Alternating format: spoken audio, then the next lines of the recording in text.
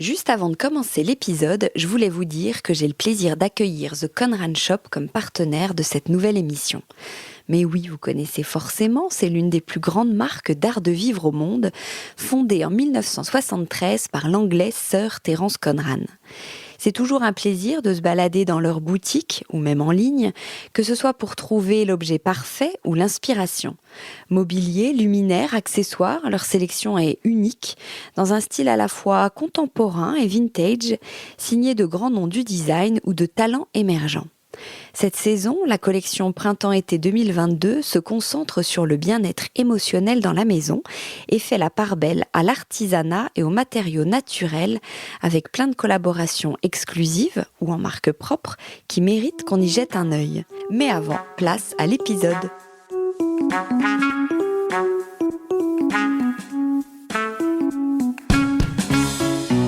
Bienvenue dans Le Club, la nouvelle émission de Décodeur, le podcast qui parle de celles et ceux qui font la déco aujourd'hui. Je m'appelle Hortense Leluc et dans Le Club, je suis accompagnée de 3 chroniqueuses, des expertes de la déco, du design ou du lifestyle, pour parler de tout ça justement, portraits de talents, événements à connaître, bonnes idées déco, nouveautés, écologie, projets divers et variés. L'idée, c'est de partager nos repérages et nos bons plans dans la joie et la bonne humeur. Allez, bienvenue au club. Bonjour à tous, bienvenue dans le club. Bonjour les filles. Salut Hortense. Bonjour. Coucou Hortense. Alors ce dernier épisode de la saison aura clairement des parfums d'été. On commencera avec Billy Blanquette qui va nous donner des conseils pour arranger un coin d'extérieur sympa, qu'on ait un jardin, une terrasse ou un mini bout de balcon. Ou pas même d'ailleurs, parce que ça peut s'appliquer. Voilà, ne vous en allez pas si vous n'avez pas de bout de jardin, parce que ça peut s'appliquer à l'intérieur aussi. Ah, génial. T'as au moins un auditeur qui est au taquet, parce que quand je préparais l'émission et qui m'a entendu parler de meubles de jardin en palette, mon mari m'a dit « Ah, c'est super, je vais écouter ». Donc moi, il m'écoute pas. Ah ben je vais le présenter à mon mec, t'écoutera. Ils vont s'adorer. Voilà. Ensuite, Marie Farman nous parlera de 3 meubles iconiques du design, spécialement conçus pour l'outdoor. Donc, si vous voulez enrichir votre culture design, il faudra tendre l'oreille dans quelques instants. Et enfin, Violaine Bellecroix, qui nous parle toujours de transition écologique, va nous donner des tips pour être écolo en vacances. Enfin, c'est un raccourci, Violaine, tu m'excuseras, mais c'est un peu ça l'idée. Je t'excuse. C'est un peu ça. C'est un peu ça l'idée. Ouais. Juste pour info, on enregistre chez Cabane Déco. Donc, on avait pris un café ensemble et je trouvais ça sympa de venir ici parce que j'aime bien leur concept croisé entre boutique déco et cabinet d'architecture. En gros, ici, vous pouvez acheter des meubles ou des objets, mais aussi vous faire accompagner par les archis qui travaillent ici, si vous avez un projet. C'est vraiment une bonne idée d'allier les deux, surtout quand on n'ose pas forcément aller voir un architecte, justement. Donc, merci Cabane Déco pour votre accueil. Et c'est très joli, on y est, c'est très beau. Ouais, la boutique est très jolie, la sélection de produits. Venez. Très sympa. Eh ben Billy, vas-y, t'as pris la parole, tu peux te lancer. À moi. Oui, alors moi, bon, je sais qu'on est déjà en juin, que l'été est déjà là et que les dossiers normalement outdoor sont plutôt pour avoir le temps de se concocter un beau petit jardin. Mais bon, il est jamais trop tard. Et puis moi, justement, j'avais envie de parler de la manière dont on pouvait finalement se créer un coin salon sympa, facilement, sans se ruiner surtout. Avec un peu les moyens du bord. Donc, il est jamais trop tard. Il reste encore quand même 3 mois de soleil, a priori, en tout cas pour nous, et puis pour ceux qui habitent le sud, beaucoup plus. Et il y en a qui ont de la chance. Voilà, parce que les marques proposent beaucoup de choses, ça c'est sûr. On va le voir, Marie, elle va nous montrer des belles choses, enfin nous parler de belles choses. Mais on peut aussi faire avec les moyens du bord. Et puis c'est vrai que moi, pour avoir un bout de jardin, c'est dehors, c'est quand même soumis à la météo, etc., etc. Donc soit on va aller investir dans quelque chose qui va coûter cher et qui supportera tout ça, soit on fait un peu du do-it-yourself, j'allais dire, enfin du système D, et ça fonctionne très bien. En tout cas, moi, chez moi, c'est tout ce que j'ai fait et c'est pas mal. Donc, je viens pour vous parler de moi, hein, donc. C'est ce qu'on aime bien. Et de mon jardin. Bon, alors, pour la partie meuble, donc tu l'as dit, effectivement, c'est devenu même un grand classique. Finalement, c'est moins original que ça ne l'a été, mais c'est quand même hyper pratique. Moi, j'en ai plein mon jardin parce que mon mec, il est fan de palettes. Donc, c'est les palettes. Donc, on me demande souvent, mais oui, mais où est-ce qu'on peut trouver des palettes? Alors, ça s'achète, les palettes. C'est pas très cher. C'est autour de 30 € la palette. Mais moi, je n'ai jamais acheté une palette. Donc, franchement, ça se trouve facilement. À la sortie d'un supermarché? Bah oui, si tu connais un peu ton supermarché, tu vas demander au mec si tu peux en récupérer une par-ci, une par-là. De temps en temps, t'en as qui traînent. De temps en temps, tu te sers. Non, mais il y en a Mais partout même, des ça palettes. rend service. Les boutiques qui se font livrer sur le trottoir, moi, à l'époque, j'étais contente qu'on m'en débarrasse. Ouais, après, je me demande si c'est pas consigné, tu vois. Je sais pas si parfois... moi, une fois, je me suis servie comme ça chez Brico, à côté de chez moi. Je me suis fait un peu tirer les oreilles, quoi. Ah tu oui? vois, on m'a dit, Ah, je sais hey, palette. Bon, ok, je vous la rends. Mais bon, c'est assez facile à trouver. Donc déjà, a priori, ça coûte pas cher, une palette. Ensuite... Ce qui est très important, c'est leur qualité. Parce que, surtout si vous avez envie de les utiliser en intérieur, justement, mais en extérieur, c'est pareil, il faut que ce soit pas nocif. Le seul marquage qui vous garantit de pouvoir utiliser une palette pour fabriquer des meubles, c'est l'indication HT, les lettres HT. Ce qui signifie que le bois a été chauffé pour éliminer tous les pathogènes. Par contre, si vos palettes comportent le signe MB, c'est à fuir parce qu'elles sont traitées au bromure de méthyle. Donc, ouais, non, mais il y a plein de produits très mauvais pour les conserver, en fait, pour pas qu'elles pourrissent. Donc, il faut faire déjà attention, c'est indiqué dessus. Et ensuite, pour info, et là, j'ai vérifié pour toi, Violaine, la palette, elle a un super bilan énergétique. Sur tout son cycle de vie, elle émet autant de gaz à effet de serre qu'un parcours en voiture de 31 km. Non, mais quelle jolie découverte. Tu vois? Ouais. Quelle Donc, grande journaliste, surtout. Oui, Là, aussi. chercher. Écoute, voilà. Hein, donc voilà, ça pollue pas une palette. Donc n'hésitez pas, si vous trouvez ça sympa, n'hésitez pas à en récupérer. Une fois que vous l'avez choisi, que vous avez trouvé la bonne taille, que vous avez trouvé la bonne teinte, qu'elle est facile à démonter, parce qu'il y en a des plus ou moins faciles à démonter. On cherche, en fait, le mieux, c'est d'aller chercher des tutos ou des bouquins. On va sur Pinterest, il y a plein d'idées, parce qu'il y a plein de manières de les travailler, les palettes. Moi, je peux vous parler en connaissance de cause, n'est-ce pas? Donc, chez nous, nous avons la banquette avec le petit dossier. Tu peux faire une table basse, tu peux faire... Mais comment tu trouves des coussins qui sont à bonne mesure? Attends, 2 secondes. Ah, pardon. Mais elle va plus vite que moi. Attends, un peu de suspense. Bon, bref. Donc, on peut faire tous les meubles qu'on veut. Et c'est pas compliqué moi, c'est mon homme je l'aime. Et c'est quand même un vrai bricoleur du dimanche. Il se débrouille très bien et il arrive très bien à bidouiller ça. C'est vraiment pas compliqué à faire. Une fois qu'elle est montée, moi, je vous conseille de les peindre. En tout cas, moi, c'est ce que j'ai fait à la maison, parce que c'est vrai que si on les laisse naturelles, ça peut être très joli, mais ça va plus vite s'user, parce qu'il y a toujours cette histoire de pluie qui va venir faire que le bois va pourrir plus rapidement.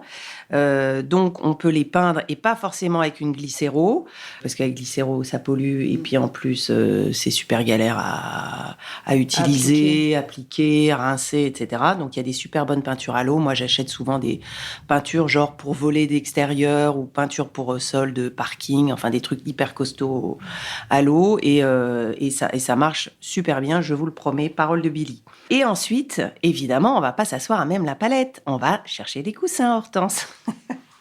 Et alors là, moi, je sais pas si tu as remarqué, mais quand tu vas chez Brico, Leroy Merlin ou n'importe quoi, bon, les grandes enseignes, ça y est, maintenant, il y a des coussins qui sont faits aux mesures des palettes. C'est-à-dire tu trouves, qui existe déjà, c'est marqué coussin pour donc palette. il y a plein de monde Là, qui ils sont fait malins, il y a des mecs qui font la tendance là-bas. Mais ils ont bien remarqué que ça fonctionnait. Les gens achètent les palettes, les gens achètent les coussins derrière. Ah, c'est canon. Donc, tu as les coussins qui sont faits aux bonnes mesures. Sinon, moi, j'avoue que depuis des années, je vais... c'est la seule raison pour laquelle, d'ailleurs, je vais chez le géant suédois. Moi, j'achète tous mes coussins et mes coussins d'extérieur là-bas, parce que c'est ultra résistant.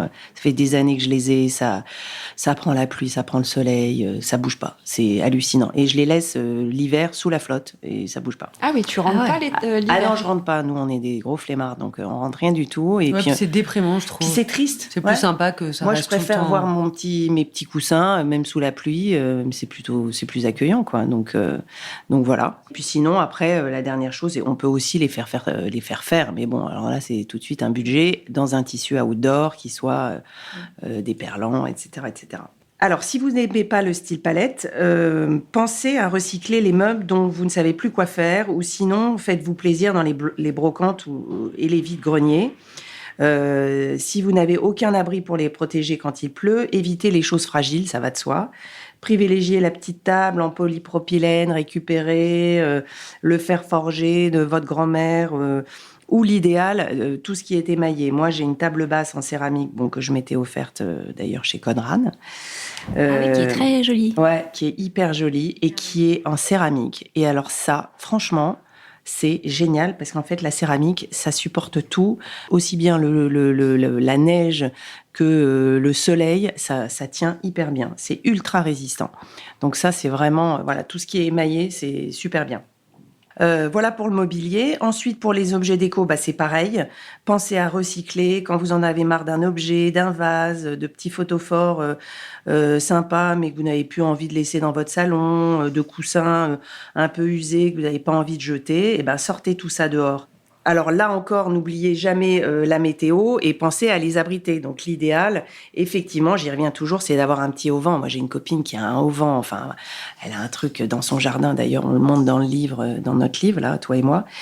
C'est génial parce qu'elle a en permanence, elle a mis des tapis, une déco. Et il peut pleuvoir dessus. C'est sans arrêt protégé. Donc voilà. Mais en tout cas, l'idée, c'est d'essayer de se créer quelque chose qui a un peu de caractère, comme on se créerait un salon. C'est pour ça que je dis que ça peut être utilisé en intérieur, parce que c'est une déco qu'on va adapter à l'extérieur.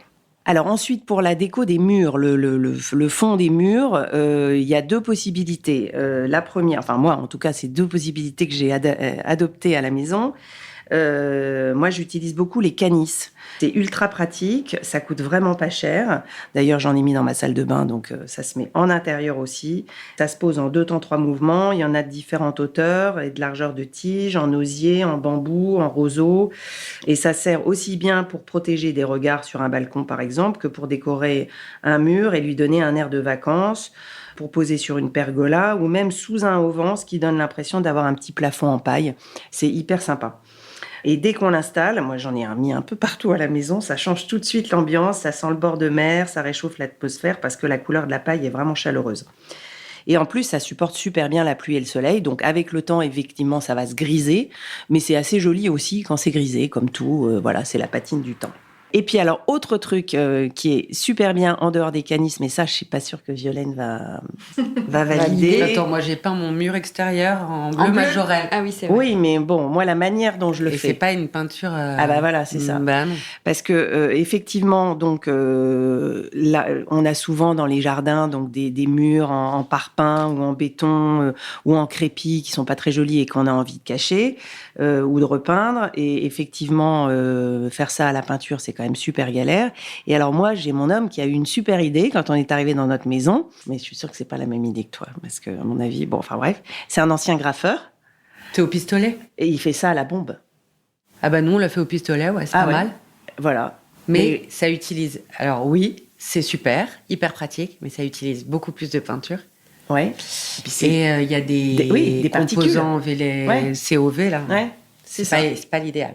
Mais alors, c'est génial, parce que les bombes de graffeurs, en tout cas, c'est pratique, de toutes les couleurs, c'est ultra pratique. Pratique, ça s'applique. pas écologique. Voilà, c'est ça. C'est ça. Faut choisir. Mais après, tu te fais pas non plus un mur gigantesque. Mais non, exactement. C'est pour faire des petits bouts, pour faire des petites retouches. Il n'y a pas besoin de dégainer le rouleau, la peinture. De toute façon, il faudrait une peinture glycéro pour que ça tienne. Enfin bon.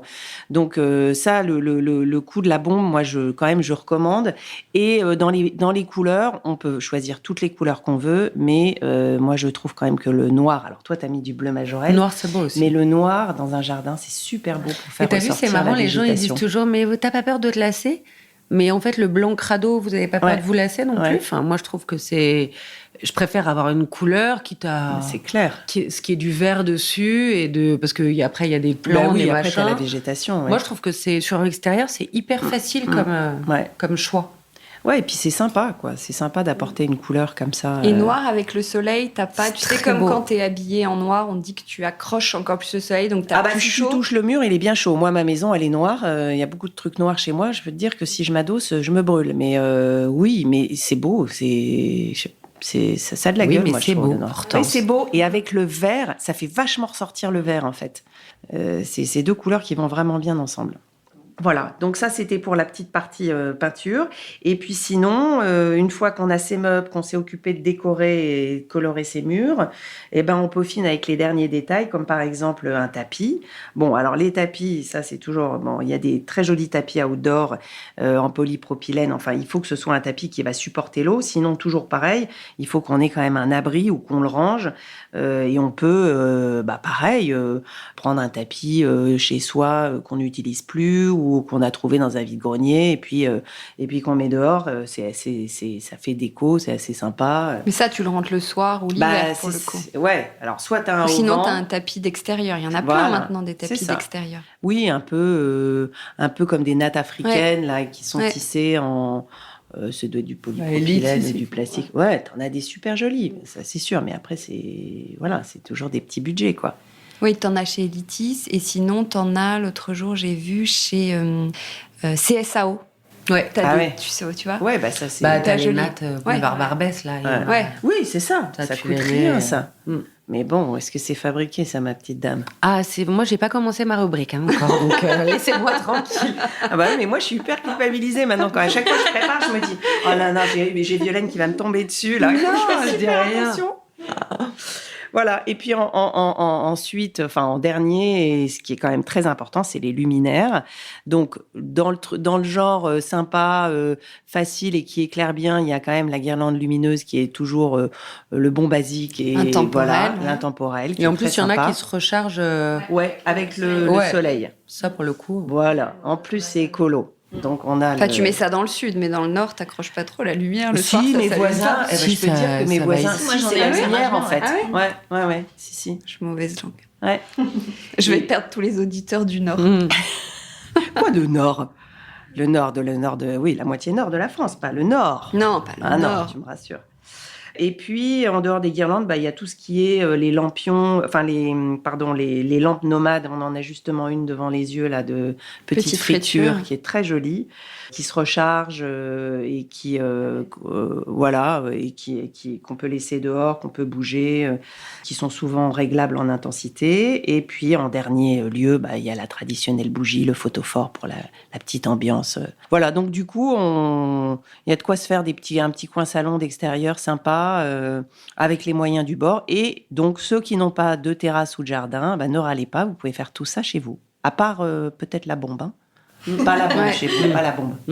Oui, on peut mettre surtout des plantes vertes. Sinon, même l'été, on rajoute plus de plantes vertes chez soi. Et ça peut mais le créer une canapé en petite- palette à l'intérieur, il se fait aussi. Hein. Oui, c'est un style quand même. Ouais, mais si tu peux te faire un petit coin, un petit peu, si t'as une petite véranda, un truc comme Ou ça. dans l'entrée. Voilà. Ok. Eh ben, merci beaucoup. Merci. Tes petits conseils. Marie, tu vas nous parler des icônes de l'été, c'est bien ça? Alors oui, aujourd'hui, j'ai choisi de vous parler de meubles phares de l'histoire du design qui sont conçus pour l'extérieur ou qui ont été conçus pour l'extérieur. Donc, ils incarnent vraiment une certaine idée de l'été, d'un mode de vie estival, solaire. J'ai sélectionné 3 meubles aux collections iconiques que vous connaissez peut-être, mais qui ont tous, selon moi, un petit truc en plus. On t'écoute. Alors d'abord, je vais commencer par un modèle culte qui est le mobilier d'extérieur qui s'appelle Locus Solus, qui a été dessiné par la grande designer italienne Gao Lenti en 1964. C'est elle aussi qui a dessiné la fameuse lampe Pipistrello, donc avec son abat-jour qui ressemble un peu à une chauve-souris. Voilà, pour sa autre création super culte. Locus Solus, c'est vraiment la première collection de mobilier conçue pour l'extérieur qui a vraiment marqué l'histoire du design, autant par son style super symbolique que parce qu'elle incarne un nouveau mode de vie en plein air, joyeux et festif, et son succès a été d'ailleurs immédiat. C'est un ensemble de chaises longues, il y a aussi différentes petites tables, des chaises, et avec une grosse structure en tube d'acier coloré, il y a aussi un luminaire, pardon. Donc c'est une structure en gros tube d'acier coloré, avec des lignes fluides assez sinueuses, qui font un peu des loupes comme ça, des petites boucles, boucle selon le meuble. Donc les modèles originaux, ils ont été lancés donc en 64, donc des couleurs super franches, hyper vitaminées comme le jaune, l'orange ou le vert. Et les assises, elles, sont tapissées à l'origine de tissus imprimés hyper 60s. Donc, c'est un design qui est hyper connoté. C'est sûr qu'on ne peut pas se tromper d'époque. On n'est pas dans une autre décennie.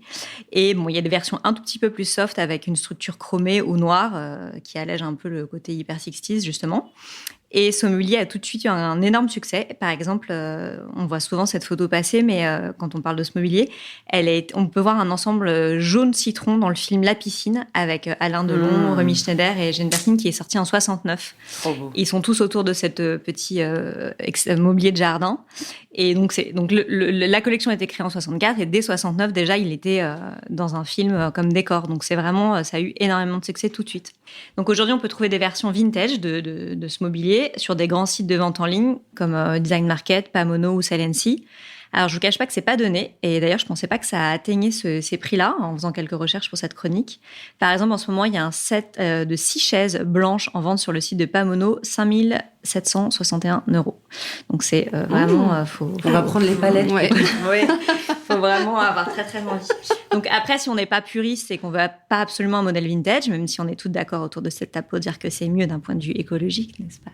Oui, tout à fait. Il y a la marque Exteta qui a réédité tout le mobilier Locus Solus il y a quelques années avec des nouvelles couleurs et des tissus beaucoup plus adaptés à nos usages contemporains, comme on dit, donc des tissus outdoor.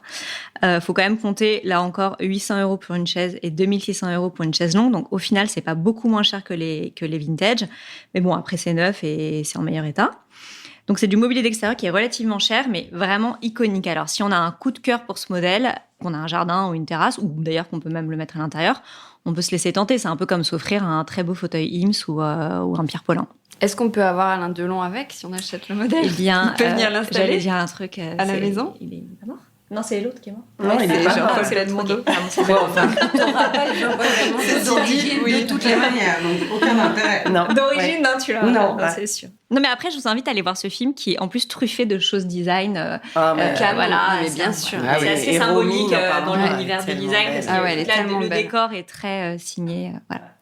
Donc ensuite, je vais vous parler d'une autre icône du design pour l'extérieur, qui est le fauteuil AA, ou qu'on peut appeler aussi fauteuil Butterfly. Donc, c'est un fauteuil qui a une longue histoire, donc je vais vous passer tous les détails de l'histoire du design de ce fauteuil. Mais sa genèse part du premier fauteuil pliant en bois créé par un ingénieur britannique pour les militaires à la fin du XXe siècle. Puis ensuite, en 1938, il a vraiment été dessiné dans son modèle qu'on connaît aujourd'hui par un trio d'architectes designers. Et il est édité en France à la fin des années 50 par la société française qui est Airborne, qui l'édite toujours aujourd'hui. Et il fait même partie des collections du MoMA, du musée de New York. Donc c'est vraiment un fauteuil assez phare. Donc ce fauteuil, c'est une grande armature en métal d'un seul tenant, qui a donc la forme d'un papillon. C'est assez large. L'assise, elle est faite juste d'une grosse toile tendue, bien épaisse et bien résistante. D'ailleurs, cette toile, ce qui fait un peu la particularité de ce fauteuil aussi, c'est qu'elle est complètement amovible. Donc, on peut l'enlever, la laver, la remplacer par une autre couleur si on a envie de changer de look. Et donc, il existe aujourd'hui plein de couleurs et aussi plein de versions. Donc, tu as en lin, en cuir, il y a plein de toiles différentes. Et la structure, excuse-moi, elle se replie en plus. Non, elle se replie pas. Celle-ci, elle se replie pas. Au départ, ça se repliait, mais là, elle se replie pas. D'accord. Et effectivement, c'est assez imposant. Il faut avoir quand même de la place. Ouais. T'es hyper bien dedans. Ouais, c'est ce que j'allais dire. Alors, excusez-moi, mais moi, j'allais vous faire un petit... Moi, mon homme refuse catégoriquement qu'on ait ça à la maison. Parce qu'il a la tête dans le vide. Il me dit, mais où est-ce que tu mets la tête? C'est pas vrai. Où est-ce que je fais ma sieste? Moi, je me love dans le... Oui, en fait, il faut te mettre de côté. Mais c'est vrai que tu lui dis de peindre les murs et de pas s'occuper du mobilier. Oui, c'est pas faux que t'as un peu la tête dans le mais vide dans mes tu sais que moi, souvenirs. j'ai eu envie d'en acheter. Genre, le canapé palette, ça monte jusque-là. Bah, bien sûr. Nous, on tu met peux des le dossiers. faire monter jusque-là. Oui, mais hyper haut. Je sais pas. Bon, bref, écoute, en attendant, j'ai pas le droit d'avoir ça chez moi, donc Marie... Désolée, attends, j'ai une autre solution. Ouais, bon. Donc aujourd'hui, c'est toujours vendu par la société Airborne. D'ailleurs, sur leur site, vous pouvez composer votre propre fauteuil. Ils ont sorti même une nouvelle structure en inox marin, plus écolo. Donc j'ai fait une petite simulation. Donc le modèle de base en structure en acier normal, plus une toile de coton, c'est 534 €. C'est pas non plus donné, mais c'est le plus abordable parce que vraiment, pour le coup, on le garde toute une vie. Donc c'est un fauteuil qui a été beaucoup copié, notamment parce que son design est assez simple et efficace. Il est hyper copié. Mais ça se voit, c'est oui, mal bien copié. sûr. C'est mal copié. Sauf que ceux qui copient, ils les font repliables pour le coup. Repliables, mais plus, du coup, comme plus étroit. Et ça donne pas du tout le même look. Donc, qu'est-ce que je te disais ? Oui, donc il y a une aura très 50s, mais je trouve que c'est assez atemporel aussi. Ils sont dans pas mal de décors. C'est drôle parce qu'on peut souvent le voir dans les magazines, dans des maisons hyper minimales et contemporaines, comme des décors plus méditerranéens, en Italie ou même dans les Baléares. Il va et ça dans marche tous les styles. un peu à tous les coups, je trouve. Bon, alors je précise, comme tu disais, que c'est aussi très confortable, assez volumineux, mais hyper profond. Voilà, donc je dis ça parce que je le connais bien, mes parents en ont un. Et je trouve que c'est un fauteuil qui prend pas une ride, qui envoie. Il est assez léger aussi, je trouve, dans l'espace. Et voilà, c'est vraiment joli sur une terrasse. Et malgré ses proportions assez larges, il faut le dire quand même parce qu'il faut avoir pas mal d'espace. C'est vraiment, je trouve que voilà, ça se démode pas et qu'on peut le garder des décennies. Je vais faire écouter cette rubrique à mon mari. Je vais mettre moi des photos sur Instagram, je précise, on va partager. Moi, j'adorerais en avoir un, je trouve ça hyper joli. C'est beau d'en avoir plusieurs, par contre. Oui, t'as une grande terrasse, donc ça va. Ouais, je pourrais en mettre 2, moi. Si c'est pas 3. Non, je rigole. Donc enfin, pour terminer, je vais vous parler du mobilier Bohemian 72 de Gabriella Crespi. Donc déjà, tout est un peu dit dans le titre. C'est du mobilier en rotin, donc d'un style très bohème, créé en 1972 par donc cette grande designer italienne. Donc avant de vous parler de cette collection, je vais justement faire un petit focus sur elle, qui n'est pas une designer qui est très connue du grand public et pourtant qui, en plus d'avoir une carrière singulière de designer et de décoratrice, elle incarne un esprit, je trouve, assez contemporain. Elle a aujourd'hui une aura hyper légendaire et pionnière.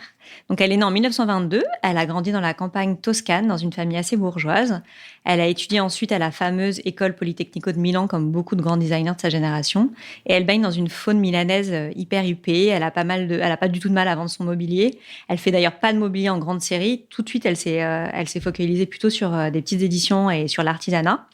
Elle est vite adulée aussi de la jet-set hollywoodienne. Elle aurait même été la muse du couturier Valentino. Il faut dire qu'elle est assez belle, elle a beaucoup d'allure. Vous pouvez aller voir des photos, elle est toujours très chic et en même temps assez bohème. Donc, dans ce qu'elle crée, elle, en mobilier et en objets, elle aime les associations de matières précieuses et exotiques. Donc, notamment, elle a fait beaucoup de choses avec du bambou et du laiton. Donc, c'est des matériaux qui restent quand même très actuels. Et ses créations font toujours référence au soleil, à la nature, au voyage et aussi à la spiritualité. Elle incarne tant par ses créations que par son mode de vie un art de vivre qu'on pourrait qualifier aujourd'hui et avant l'heure d'hippie chic. C'est vraiment... elle coche toutes les cases, quoi. D'ailleurs, elle met un terme à sa carrière. Enfin, la légende dit qu'elle aurait mis un terme à sa carrière à la soixantaine pour se retirer dans l'Himalaya indien auprès d'un maître spirituel où elle a vraiment vécu au rythme du yoga et des incantations. Ouais, très, très dans l'air du temps. Ouais. Donc aujourd'hui, elle compte bien sûr plein de fans. Parmi ses fans, il y a les grands décorateurs, les superstars hollywoodiennes. On y est presque. Italiennes, les Dumoré, qui ont même réédité pour leur galerie des tables et des luminaires. Et après, plus récemment, on a aussi les architectes d'intérieur françaises Friedman et Versace. On dit Versace. Voilà, qui sont aussi très imprégnés de son univers. Donc aujourd'hui, la marque scandinave Gubi, donc bizarrement c'est une marque scandinave qui la réédite, a donc réédité toute sa collection Bohème 72, une collection qui aurait été dessinée donc au printemps 1972 depuis la terrasse de sa maison à Milan, pour ajouter un peu à ce super beau storytelling. C'est une famille de meubles en rotin, donc il y a une chaise longue, un canapé, un pouf, un très beau luminaire. C'est très sculptural, c'est très chic et Gubi vraiment propose toutes les assises avec un revêtement blanc crème, donc très élégant. Bon, il faut quand même avoir un peu d'espace parce que c'est assez volumineux et il faut que les pièces soient bien mises en valeur. Donc, il vaut mieux avoir une très grande terrasse, un très grand jardin ou un très grand salon parce qu'évidemment, on peut les mettre à l'intérieur, tout comme tous les meubles dont je vous ai parlé précédemment. Et pour finir sur une note un peu plus pragmatique, on est autour de 2 300 € la chaise longue. Donc voilà, c'est quand même encore, voilà, un petit investissement. Ouais, mais c'est hyper beau. Ouais, c'est hyper beau. Ouais. Je les ai vus là à Copenhague en vitrine, ils étaient trop beaux. C'est hyper beau. Donc voilà, alors pour mes 3 icônes de l'été, il y en a bien plus, mais bon, moi j'avais envie de vous parler de ces 3-là et vous demander si vous deviez en choisir un, lequel ce serait. Bah moi, ce serait lui. Gabriella Crespi. Ouais, j'adore le style et j'ai vu plein de belles photos. Ou dans... Oui, dans ta vie rêvée. Chez toi. Dans ma vie rêvée. Dans ta vie rêvée, nos budgets. Dans ma vie rêvée, le premier, moi, la piscine, Alain Delon, peuple. Et toi ? Eh ben moi, ça serait le fauteuil AA. Ouais. Parce même que dans ta vie rêvée ? Mais oui, mais parce que je sais très bien que les autres, je pourrais pas les entretenir. Parce que la flotte, c'est pas possible. Mais c'est pour ça la vie rêvée. Et on ne pense pas à la vie rêvée. Bah, je prends les 3. On pense pas à la flotte, prends les 3. Prends les 3, bien mais sûr. bien sûr, je prends les 3. Bon, très bien. Merci beaucoup, Marie. De rien. Violaine, j'avais hâte de t'entendre nous donner tes tips écolos pour l'été. Donc, j'espère que je vais vous rendre quelques services. Je ne veux culpabiliser personne, mais le déplacement à la base, ça a une empreinte. Donc, si en plus on rajoute tout un tas de petites options que la société de consommation met entre votre départ de chez vous et votre arrivée dans votre location, maison secondaire, hôtel ou club, c'est encore pire. Donc, ce qu'on propose, nous, chez les WIT, c'est de se déplacer dans la bonne humeur et la joie en limitant un tout petit peu les dégâts. Il faut savoir quand même que tout ce qui est nourriture à emporter et en grande partie, alors moi je suis pas une femme de chiffres, donc j'oublie, ça rentre d'un côté, ça sort de l'autre, donc j'ai oublié, mais est responsable en très grande partie des pollutions plastiques retrouvées dans les océans.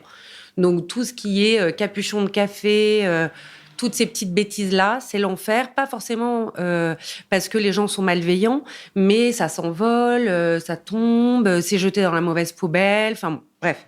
Donc l'idée, c'est vraiment de réfléchir pendant votre trajet et de faire de votre trajet un moment de vacances au même titre que d'aller prendre une glace sur le port ou d'aller à la plage. Parce que finalement, je trouve que de vouloir aller vite en vacances, le plus vite possible, je prends l'avion, pas le train, Évidemment qu'on peut prendre l'avion quand on ne peut pas faire autrement, c'est pas ce que je veux dire, mais le fait de vouloir faire vite fait que là, on perd le bon sens et on n'a plus T'as plus le côté organisation en plus. Oui, puis on est Tu bâcles un peu plus. On est plus calme. Donc, j'ai quelques petites idées à vous soumettre et si vous en avez d'autres, on sera ravis de les recueillir et de les compiler pour tous ceux qui ont envie de faire mieux.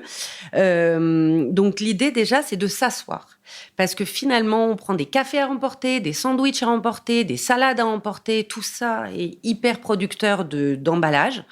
Alors que finalement, de prendre un petit moment pour prendre son café à la gare et on choisit un café sympa. Franchement, gare Montparnasse, gare de Lyon, gare du Nord, il y a des cafés sympas. Il n'y a pas que des Subway, etc. À Paris, on a de la chance. Non, mais même dans pas toutes les gares, moi j'étais à Bordeaux l'autre jour. Oui, on traverse, à Reims, au lieu d'être debout hein. avec son machin, on traverse, on va prendre un café, hyper facile, et vous évitez le gobelet, la serviette, le couvercle pour le gobelet, la touillette qu'on vous fourgue, qu'elle soit en plastique ou en papier, on s'en fout en fait, à quel moment on en a besoin. S'asseoir, et même si vous voulez prendre une glace sur le port, au lieu d'être là, est-ce que ça vous coule sur vos mains, votre robe, sur toutes les fringues de vos enfants, asseyez-vous. C'est sympa de prendre une glace assis, ça économise. Alors moi, en revanche, je râle quand je m'assois et qu'on me donne la petite cuillère en plastique, le machin, le truc. Il faut râler parce que comme ça, les restaurateurs... on prend le pli. Oui, exactement. Ensuite, il y a une autre... Donc, s'asseoir. La deuxième notion, c'est l'anticipation. Bon, comme vous le savez, ça nous aide à plein de choses, l'anticipation. Parfois à stresser, je suis d'accord. Mais sinon, sur la transition écologique, c'est vraiment une bonne façon d'envisager les choses. Avant de partir, que vous partiez en voiture, que vous partiez en train, que vous partiez en avion... Glisser 3 serviettes en tissu dans un sac, c'est rien. Elles seront plus jolies que celles que vous aurez à la loc. Ça vous servira à 1000 choses. Ouais, t'as raison.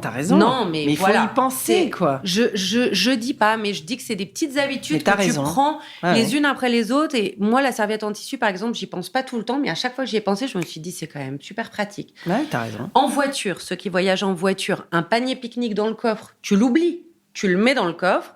Tu l'oublies. Et comme ça, quand tu dois pique-niquer, au lieu d'aller te prendre un seau d'ébo, qui est vraiment pas bon, dans les aires d'autoroute, c'est clair. Tu te fais une petite chicane, le marché des producteurs, hop, on achète 3 tomates, des artichauts à la croque au sel, une tranche de jambon chez le boucher, enfin, j'en sais rien, ce que vous aimez, ou un bout de fromage, mais franchement, c'est moins cher, c'est meilleur pour vous, pour votre santé, après, pour l'environnement. Mais je vous donne d'autres arguments qui peuvent motiver les uns les autres. C'est un peu plus de charge mentale encore au moment de partir en vacances. Allez. Alors, oui, c'est ça. Oui et non. C'est la ça, flemme, c'est quoi. que tu te dis, ouais, c'est la flemme. Mais c'est interdit de prendre un...